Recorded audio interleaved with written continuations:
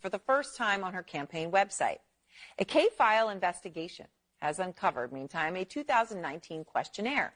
And in this questionnaire, Harris laid out some much more liberal stances, among them on immigration. So in 2019, in what K-file found, she said she would cut funding to ICE, writing, quote, "Our immigrant detention system is out of control, and I believe we must end the unfair incarceration of thousands of individuals, families, and children. I was one of the first senators after President Trump was elected to advocate for a decrease in funding to ICE."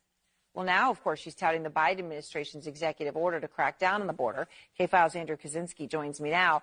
Andrew, that's pretty incredible on its own when you're talking about what you found here on ICE. What else did you find?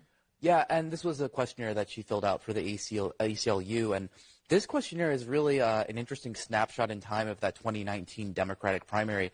Kamala Harris was trying to get to the left of Bernie Sanders. She was trying to get to the left of Elizabeth Warren, and you really see that in a lot of these answers, and I want to walk our viewers through a little bit of what she said. Let's just take immigration and look at what she said here.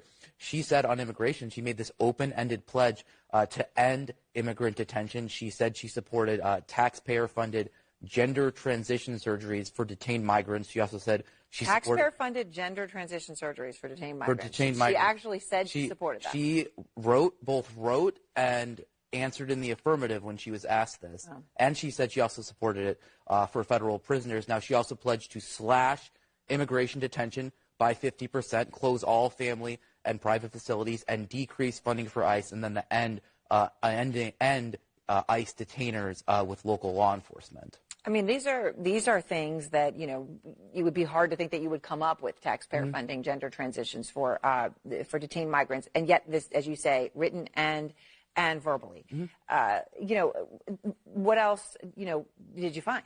Well, let's take a look at her answer here on drugs. She got asked about the question from the ACLU was, since drug use is better addressed as a public health issue through treatment and other programming, will you support the decriminalization at the federal level of all drug possession for personal use? And Harris answers yes. Now, what would that mean? Well, it mean the federal all drug possession. That's not just marijuana, which she alluded to in her answer to this question, but it also would mean it's federal level of all drug possession, fentanyl, crack, use. Cocaine, things like that. Yeah. Have they responded to you on her changes on these issues? So we did put this question to the Harris campaign about the entire ACLU questionnaire, and the Harris campaign didn't answer any questions from CNN. Instead, they just provided a statement from an unnamed Harris campaign advisor that just said, the vice president's positions have been shaped by 3 years of effective governance as part of the Biden-Harris administration. Now, they declined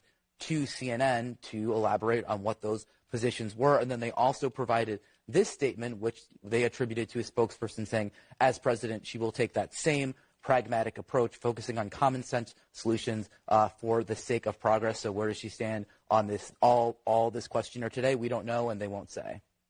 It's pretty incredible stuff, and thank you very much, Andrew K-File, for this reporting.